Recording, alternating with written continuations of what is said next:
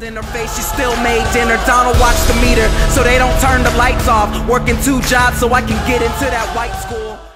I'm Jay. I'm Tom. And we are VIMTV, Velocities and Music. Today we're going to review the first album entitled Camp from the artist Childish Gambino. Childish Gambino is a rapper in his late 20s, just kind of up and coming. His name's Donald Glover. And Donald Glover is... he has a unique approach to rap music that I think is fresh and getting him a lot of buzz. I actually heard about this on NPR.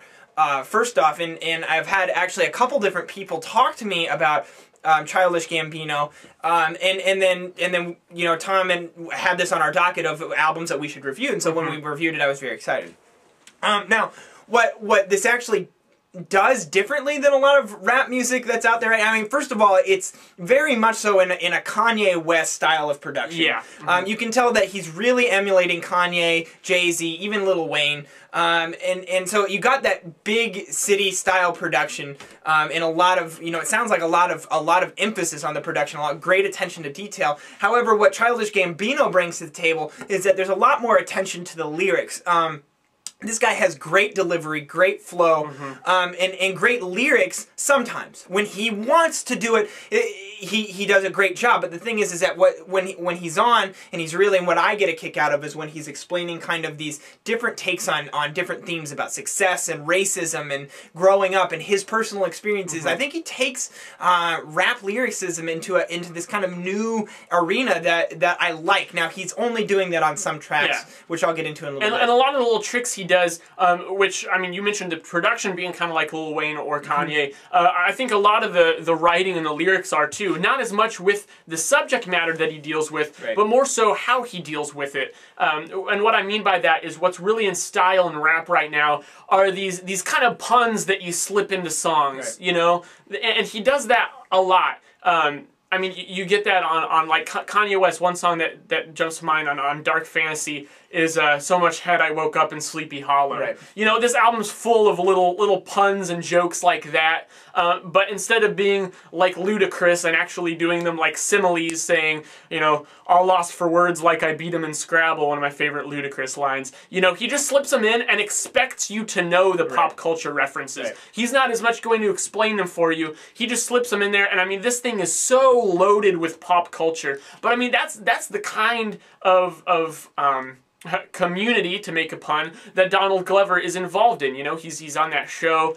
He's a celebrity in many ways. You know, musician, actor. He was a writer for a TV show. I think The Daily Show, I want to say. I mean, he's been behind the scenes and all this kind of stuff. So all those experiences really come together on this album, along with the problems that he had growing up.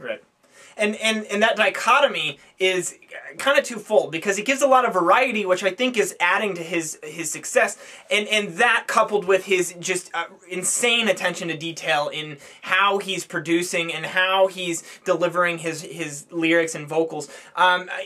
That is really what I think is people are latching onto. However, I think as a musical piece of work, as an album, that creates some problems because it's so inconsistent. Sometimes he's trying to emulate Kanye, he's trying to be Kanye West, it sounds like, on some of these songs, on just a couple of these songs. And then on some of these songs, he's taking this approach to rap music that's never been done before. So he's kind of like slipping in this really genius approach with all this really popular stuff, and that contradiction really frustrates me when I'm listening to it on the album, because I've heard all that. I don't want more of that. Lyrically, he does that all the time, you know, where he's trying, you know, one song, you know, he's talking about his problems that he dealt with growing up, and you know, racism and not being black enough, and that, you know, that's new concepts that really haven't been explored in rap music. And then the next song, it'll go to the next song, and he's talking about all the bitches and hoes that he's trying to sleep with, that he's making up for from high school, and it's like, it just doesn't add up, it's contradictory, and it just kind of makes you go, really, what are you trying for here? You know, I would have liked it a lot more had he been authentic the entire way through, because when he's making his music, when he's being Donald Glover, when it's authentic and true and sentimental, I get into it. all ears listening to this going, wow, this guy actually is doing something new with this style. Now, the one thing that really frustrated me about this album, besides what you mentioned, which I totally agree with you on, is the production. And actually, the first time I listened to this album, I liked it a lot less than subsequent listens. And I think it's and it took me a while to realize this, but I think it was because of the production and just how inconsistent it is with the quality and the style of it. For example, the first track, Outside, which is actually one of my favorite tracks on this album, I love how it drops into the chorus rather than building into a chorus. That's a great switch up. Not enough people do that.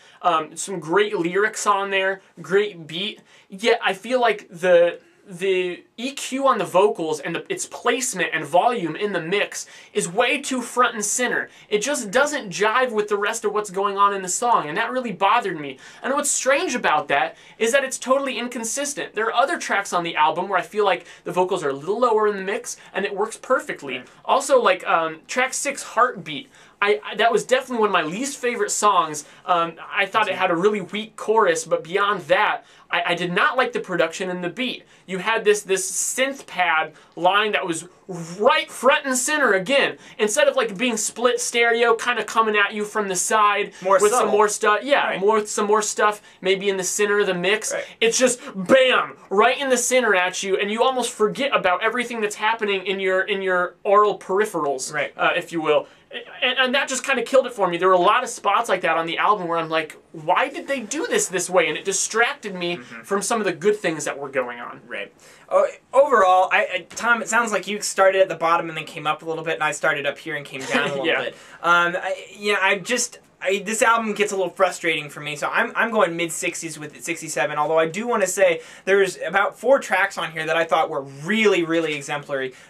Track 1, Outside, track 7, Backpackers, which Tom liked a lot too, and then the last track, That Power, both Tom and I picked that. I also like track 8, L.E.S, but I feel like there's a huge amount of track displacement here, just with some of the tracks that are just excellent, and then the other ones that are just, Kanye West ripoffs, in my opinion. 67, that's where I'm staying. I'm going 69. Okay, what did you guys think about Childish Gambino? Is this something that you were totally into, a new take on music? Did the inconsistencies bother you? Let us know at www.velocitiesandmusic.com or youtube.com/velocitiesandmusic. Follow us on Twitter, like us on Facebook. I'm Jake. I'm Tom. And we are VIMTV, Moving Music Critique Forward. If not that, I'm walking out with 2 5s. Change my ID for the cops, it's not enough yet. Blackmail and short shorts, I'm double suspect. Ballin' since '83.